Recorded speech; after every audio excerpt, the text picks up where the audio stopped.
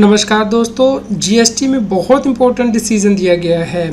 क्या कोई GST officer GST act के सेक्शन 129 के अंतर्गत किसी के गोदाउन की सर्च कर सकता है और क्या गुड्स को सीज कर सकता है? क्या जीएसटी एक्ट के अंतर्गत डिमांड और पेनल्टी लगा सकता है? इसके लिए इम्पोर्टेंट डिसीजन हाई कोर्ट के द्वारा दिया गया है।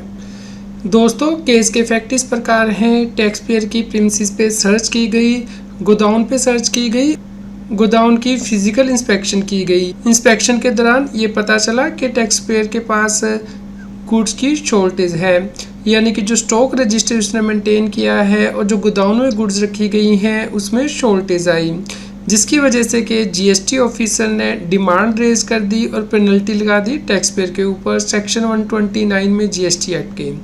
जिसके बाद के टैक्स पेयर ने अपील भी फाइल की, लेकिन कमिश्नर अपील ने उसकी फेवर में डिसीजन नहीं दिया।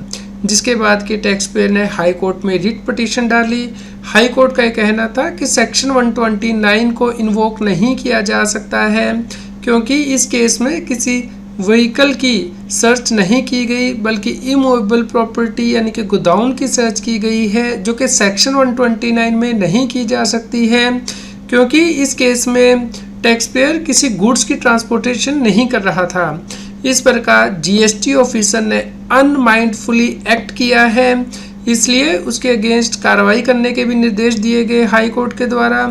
दोस्तों, ये डिसीजन बहुत ज़्यादा इम्पोर्टेंट हो जाता है। जीएसटी ऑफिसर सेक्शन 129 के अंतर्गत गोदाउन की सर्च नहीं कर सकता और गुड्स को सीज नहीं कर सकता है।